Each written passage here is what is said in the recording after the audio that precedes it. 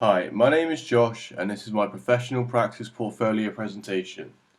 This unit forces us to evaluate ourselves and our skills and compare this to what we need to do in order to succeed in our chosen career path in the future. The first thing we had to do was a skills audit. The skills audits evaluate 6 skills.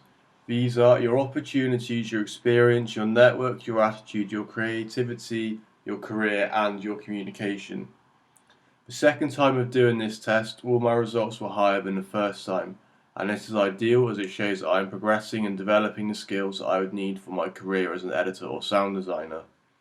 The most significant increase was my networking score, which went from 40% up to 80%. This is good as having a better network will allow you more opportunities in the future. Only one of the skills didn't increase at all, and that was my attitude, which I think is fair. The rating for my career increased the least overall from 68% to 80%. This means that I should be taking the necessary steps towards achieving my goal of being an editor or sound designer. Throughout my time at Stirling University, I have learned and developed quite a few skills. We learn how to critically evaluate our performances and assignments, and that has really helped with doing this assignment as we have to critically evaluate ourselves. Having multiple assignments due within weeks of each other also really made me work on my time management and organisation, as I couldn't fall behind and risk failing.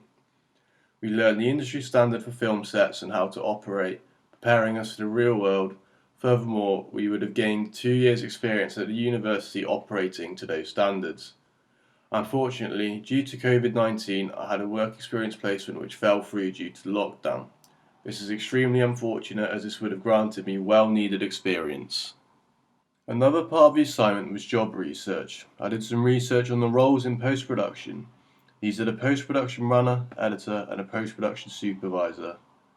I would want to be an editor, not a supervisor, so to break into this industry, being a post-production runner is a great place to start. They have a lot in common with editors in terms of skills and what they're good at. These include storytelling, watching film and TV, attention to detail, learning to use software, learning by watching and asking, taking instruction, and communication. Furthermore, there are certain tools that I would need to be familiar with to even think about getting the job. These include Avid Media Composer, Premiere Pro or Final Cut Pro, DaVinci Studio, and Pro Tools. An editor must be good at storytelling, visual awareness, using edit software, communication, and having an attention for detail, and these are all skills that I developed as part of my degree skills. I looked at a few potential jobs I would like in the future, and I found a job advert for a junior video editor at Entertainment One, which I would apply for as my first job as an editor to gain some industry experience. A job I would like in the future is an editor for the Ultimate Fighting Championship or UFC. This would mean that I would be editing promotional footage for the company as well as documentaries following the fighters and other things. This job does require 3 years experience as an editor. A couple of other requirements are strong organisational skills and attention to detail is necessary. You must be able to work independently and collaboratively as part of a team in a fast-paced environment. You must be able to work on multiple projects simultaneously with a tight deadline, and you must be proficient in HD Workflow, Adobe Premiere Pro, After Effects, Photoshop, and have solid technical knowledge and troubleshooting skills. I am proficient on Premiere Pro but have not used HD Workflow and After Effects before. I have used Photoshop previously but not for quite a few years now, so I would have to relearn it. A few of the skills I learned and developed have really helped me with my career as an editor, such as an advanced understanding of Premiere Pro, as well as learning how to use Avid Media Composer. Another important skill is your ability to relate the stylistic elements you identified to what you feel the director wants to communicate through the scene. This is vital as the editor works closely with the director to ensure the edit meets the director's vision. All of the skills listed are essential for editors, as the skills revolve around the technology that I would have to use.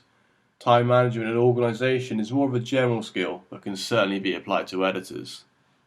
Doing a career plan really got me to think about what I wanted to do after university, as this is fast approaching and needs quite a lot of thought. My chosen career is an editor or sound designer, or maybe even both. I created this career plan to show what I've got to do and how I'm going to get there. I'm thinking of travelling to Asia for about a year, which would give us lots of time to film projects that add to our portfolios, which is the plan. However, if I can't do that, I'm going to move back home and try to get a job within the film industry. If not, I'll try and get some placements in the industry on the side to gain valuable experience, which will help me out when it comes to applying for any future jobs. I'll also need to buy equipment within the first 3 to 6 months or after I return from Asia, as this will allow me a higher quality Mac and editing software to edit on, or equipment used for sound design such as good speakers. Another thing I might do depending on travelling is buy a car.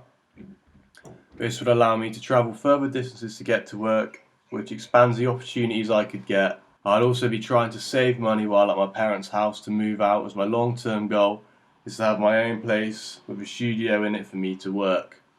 I'll be pursuing links from LinkedIn over the next year to try and gain some valuable experience in the industry. I had to make a new CV as the one I had before didn't tailor to my career in film. This is quite difficult to do as I don't really have a lot of experience on projects outside of university, so it's quite minimal, but it will be added to over the years. I did list all of the films where I was editor or sound designer. Furthermore, I talk about what equipment I've been trained on at my time at Solent to show potential employers the other skills I have outside of those two fields, as well as some previous experience in jobs and how that's helped me, links to all my social media platforms, and a little bit about me and what I like to do. I've had to do quite a lot of work on my LinkedIn profile, as before I had one but hadn't posted anything on it or really used it too much. This unit taught me just how important LinkedIn is for making connections and potentially getting jobs in the industry. As a result of this, I've been trying actively to connect with more editors and sound designers to see if they've got any work experience vacancies, or even any advice to help out.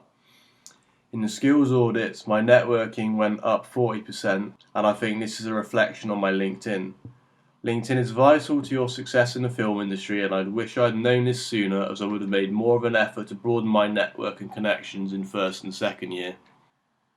My online portfolio needed a lot of work as I only had a LinkedIn profile before this, so I've since created an Instagram page, a Facebook page, a website, and designed myself a logo to boost my professional online portfolio and get myself out there more. The Facebook and Instagram pages I've created will be used as a platform for me to share any future projects I'm working on, as well as updates on those projects.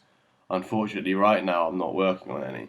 However, having these pages will benefit me greatly in the future when I have those opportunities. The logo I made is very simple, it's just my initials, but I wanted to have it on a 35mm film reel background, as this links very heavily with my passion. My website was quite difficult as I had little to no experience of Wix. However, I'm happy with the final result. My website consists of 2 show reels, some previous films I've worked on, my CV, a little bit about me, a contact me page, and links to my social medias as well as my logo. I've only used films I've edited or been sound designer on in the show reel and listed on my website, as this is what will boost my chances of getting one of these 2 jobs in the future. Here is my show reel, which consists of a variety of films I've worked on throughout my degree. I hope you enjoy.